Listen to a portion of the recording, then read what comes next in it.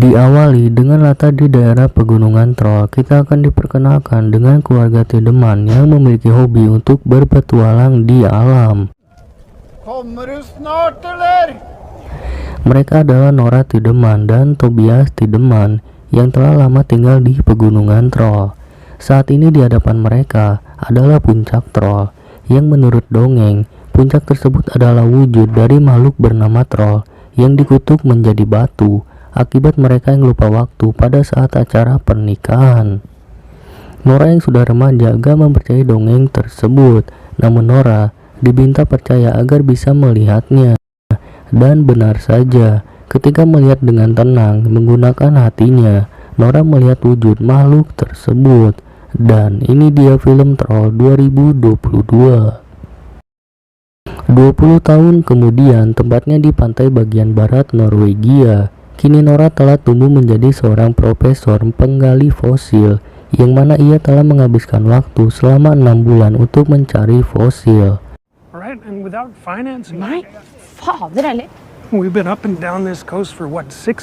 Hal tersebut ia lakukan sesuai dengan yang diajari oleh ayahnya, agar gak kehilangan kepercayaan ataupun putus asa. Nora memilih untuk melanjutkan galiannya, dan di saat itulah ia menemukan apa yang selama ini dicari. Berpindah ke pegunungan Dover, terdapat banyak pendemo yang memprotes atas rencana pembangunan terowongan di dalam gunung. Mereka memprotes karena menolak untuk merusak alam. Terlebih dalam rencana pembangunan ini, para pekerja menggunakan bahan peledak untuk membuat jalur terowongan kereta baru. Namun setelah bom itu diledakkan, terdengar suara aungan cukup keras, bahkan diikuti dengan reruntuhan, hingga membuat pekerja berlarian ketakutan untuk menyelamatkan diri. Hal tersebut pun mendapat respon dari pihak militer terkait adanya aktivitas seismik tinggi di pegunungan Dover, sehingga mereka mengirimkan drone untuk mencari tahu apa yang telah terjadi. Bahkan jenderal meminta untuk memperingati pemerintah terkait apa yang telah ia temukan. Melalui rekaman pesawat drone, Ibu Menteri bersama penasihatnya bernama Andreas melihat keanehan di sekitar TKP yang mana terdapat jejak kaki. Maka dari itu, untuk mengetahui apa yang terjadi dan gak berpikiran hal aneh, Bu Menteri membutuhkan orang yang ahli. Nora sendiri sempat kebingungan karena ia hanya seorang penggali fosil. Namun karena ini sangatlah misterius, Nora dibutuhkan saat ini. Di dalam ruangan rapat, Nora dijelaskan tentang apa yang terjadi di pegunungan Dover. Bahkan ia pun diperlihatkan bekas jejak kaki yang saat ini masih diperkirakan akibat efek ledakan yang menyebabkan tanah amblas. Padahal sangat jelas itu adalah jejak kaki, hal yang disadari oleh Andreas dan Nora. Namun yang lainnya berpikir berbeda. Di saat itulah Sigrid masuk untuk memberikan rekaman video dari salah satu pendemo, yang mana rekaman video memperlihatkan ada sesuatu yang keluar dari dalam gunung. Hal tersebut pun disadari oleh Nora, bahkan ia meminta Sigrid untuk memutarnya kembali. Beralih ke sebuah pedesaan di daerah bernama Lesja, terdapat sebuah keluarga yang sedang menikmati minum teh. Tapi tiba-tiba rumah mereka bergetar, bahkan membuat takut hewan peliharaan mereka. Mereka yang memutuskan untuk bersembunyi pun sampai terkejut setelah melihat apa yang telah menimpa rumahnya. Di zaman modern ini memang sangat sulit untuk mempercayai raksasa, tapi tentang apa yang dilihat menunjukkan bahwa apa yang keluar memiliki sosok layaknya seperti manusia. Maka dari itu, Nora mengajak untuk tidak hanya berteori, melainkan agar berbuat sesuatu. Alhasil, Nora dijadikan penasihat ilmiah dan dikirim terkait adanya aktivitas di Lesja. Selama perjalanan ini, Nora menceritakan kisah dirinya yang menyukai alam bersama ayahnya. Namun kini, ayahnya sulit membedakan kenyataan akibat percaya dengan apa yang dia percaya. Sesampainya mereka bertemu dengan seorang kapten pasukan khusus bernama Chris Holm, yang mana Chris menunjukkan bekas jejak kaki yang ditinggalkan oleh sesuatu yang menghancurkan sebuah rumah. Namun keluarga korban gak melihat apa yang sebenarnya terjadi. Mereka hanya merasakan seolah-olah berada di bawah bayangan gunung yang bergerak. Hal ini membuat Nora penasaran hingga tanpa disengaja dirinya mencium bau yang ia sebut hipernatural. Bahkan sempat terfikirkan tentang dongeng masa kecil yang berkaitan dengan tanah dan batu.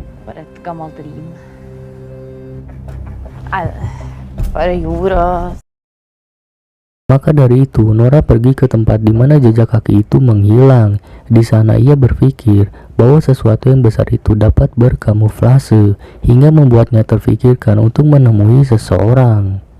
Seseorang yang dimaksud adalah ayah Nora, yang dimana Nora langsung memperlihatkan sebuah rekaman video tentang sesuatu yang keluar dari dalam gunung.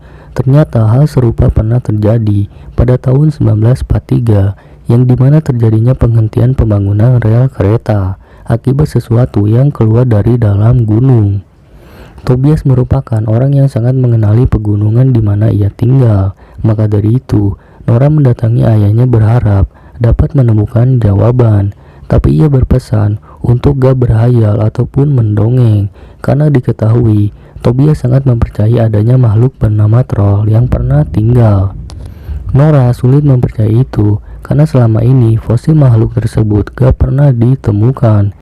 Bahkan jika benar-benar ada, gak ada penyebab mereka punah. Namun yang perlu diketahui, mereka musnah saat masa kristenisasi. Dan untuk mencari tahu, Tobias mengajak mereka untuk kembali ke tempat di mana jejak kaki terakhir itu ditemukan. Tobias yang percaya dengan troll mengatakan jejak kaki itu berasal dari troll lelaki. Bahkan saking penasarannya, Tobias meminta turun, yang dimana ia bertekad aneh untuk mencari tahu di mana makhluk troll. Saat Nora menghampiri ayahnya, tiba-tiba ia kembali mencium bau hipernatural dan tiba-tiba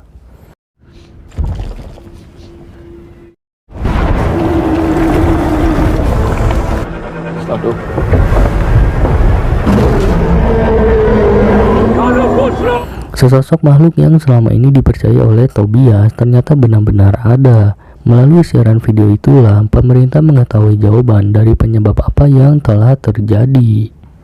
Kepada pemerintah, Tobias mengatakan itu adalah makhluk troll gunung dewasa. Namun mereka yang begitu sulit mempercayai dongeng malah mengusir Tobias. Nora pun sempat meminta sedikit waktu untuk mempelajari makhluk tersebut. Namun mengingat itu sangatlah berbahaya, pemerintah menyerahkan ini ke pihak militer.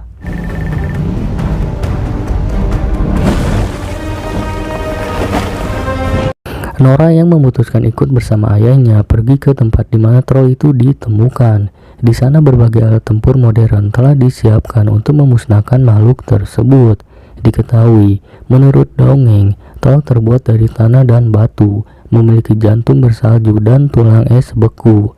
Nora menjadi jauh dengan ayahnya setelah ibunya meninggal, dan melalui petualangan baru ini, mereka berdua kembali bersatu. Beberapa saat kemudian, sosok troll muncul di area mereka, dan di saat itu juga, Kapten Chris diperintahkan untuk melakukan serangan. Padahal Tobias tahu apa yang akan terjadi, karena hal itu malah akan membuat troll marah. Di saat itulah, Chris meminta rekannya untuk mundur agar bisa diberi perlindungan.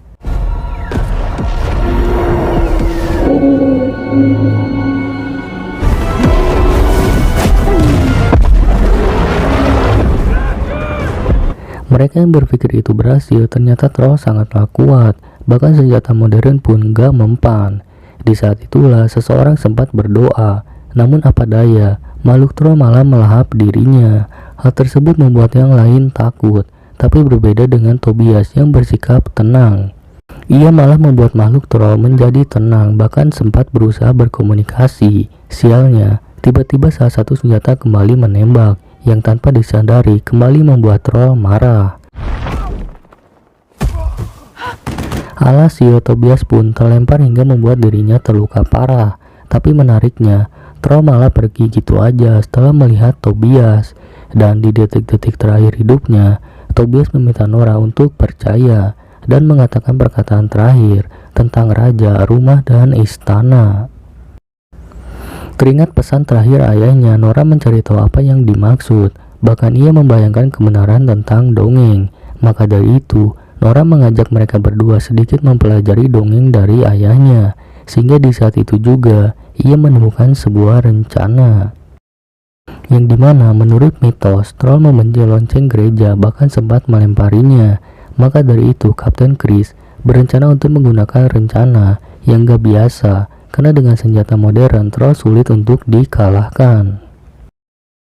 Namun kini akan timbul masalah baru, karena makhluk troll telah bergerak ke sebuah taman petualangan, yang dimana taman tersebut terdapat banyak pengunjung. Mereka yang sedang menikmati liburan tiba-tiba merasakan adanya getaran. Di saat itulah rencana untuk menggunakan lonceng mereka lakukan dan terbukti. Suara lonceng membuat troll kesakitan, bahkan terdiam, tapi ternyata itu malah membuatnya marah.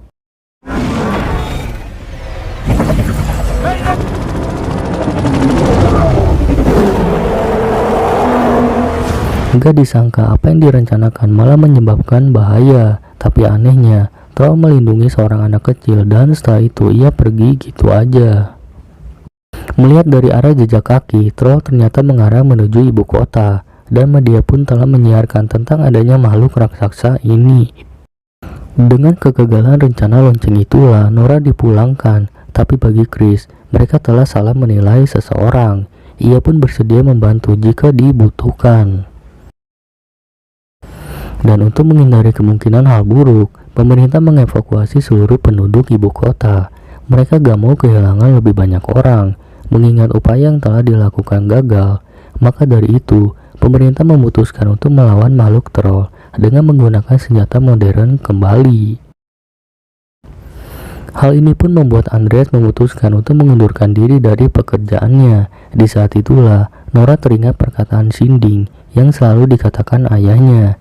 Dan ternyata, Sinding adalah nama dari pejabat senior di istana kerajaan. Hal tersebut pun kembali mengingatkan Nora tentang perkataan terakhir ayahnya.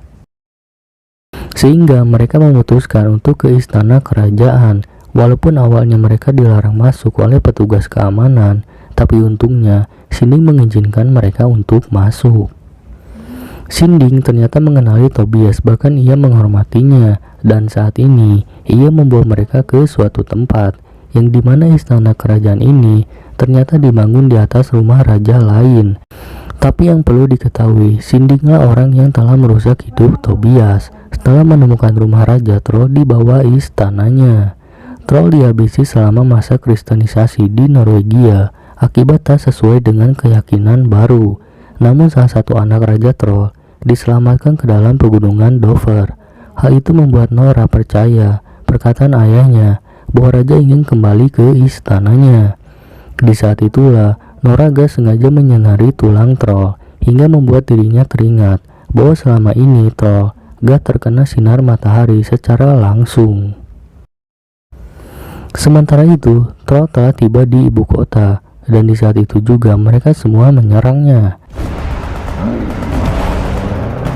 Sedangkan Nora yang memiliki sebuah rencana meminta bantuan Chris. Di sisi lain, Bu Menteri akhirnya memutuskan untuk menggunakan rudal berbahaya demi memusnahkan troll. Sigrid yang melihat kode peluncuran telah diaktifkan memilih untuk memberitahu Andreas tentang rencana pengeboman ibu kota.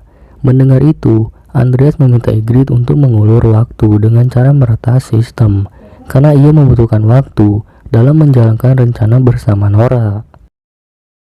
Dengan membuat sesuatu di belakang mobil, mereka berdua menunggu keberhasilan Sigrid. Andreas sendiri percaya dengan kemampuan Sigrid, dan hal itu pun dibuktikan ketika pilot gagal menembakkan rudal akibat kegagalan sistem. Dan tak lama setelah itu, troll muncul untuk kembali ke dalam istananya.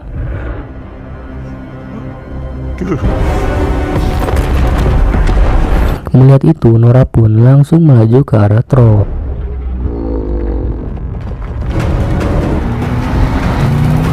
Ternyata apa yang dibawa Nora adalah sebuah tengkorak yang dimana ia gunakan untuk memancing troll ke sebuah tempat yang dimana Chris dan pasukannya menyiapkan sesuatu.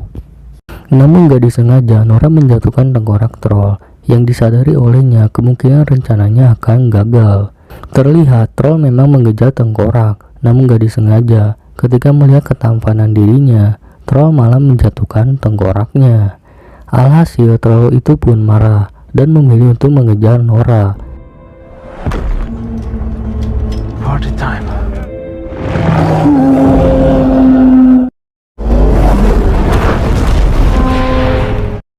Sementara itu, Pak Menteri menyadari kegagalan sistem terjadi akibat orang dalam, dan itu adalah ulah Ygritte. Setelah itu, mereka pun kembali mengaktifkan sistem rudal.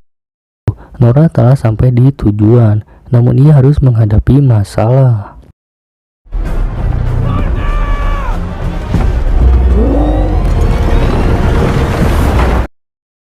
Untungnya, dengan bantuan Chris dan Andreas, Nora selamat dari geprekan kaki troll. Dan di saat itulah Chris menyalakan lampu ke arah troll, sehingga hal tersebut membuat pilot memilih untuk membatalkan misi setelah melihat adanya warga sipil. Pak Menteri yang mendengar itu berusaha untuk mengambil alih, namun ia malah menerima tonjokan Ygritte. Gak disangka rencana Nora berhasil untuk menghentikan troll. Hal itu pun dilihat oleh pihak pemerintah. Namun melihat troll yang kesakitan, Nora merasa adanya kesalahan, sehingga ia memilih untuk mematikan lampu karena gak mau membunuh troll. Setelah itu, Nora berusaha berkomunikasi dengan meminta troll agar pergi kembali ke pegunungan. Tapi semua itu terlambat karena matahari telah terbit, bahkan menyinari tubuh troll.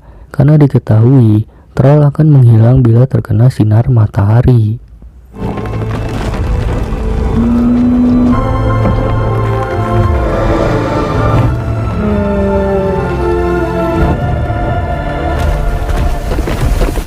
Dan akhirnya troll pun kembali menjadi batu seutuhnya. Film pun diakhiri dengan ucapan rasa terima kasih Bu Menteri terhadap Nora dan juga Andreas yang memutuskan untuk menjadi seorang penulis. Namun tak ada yang tahu apakah masih ada troll lainnya di dalam pegunungan.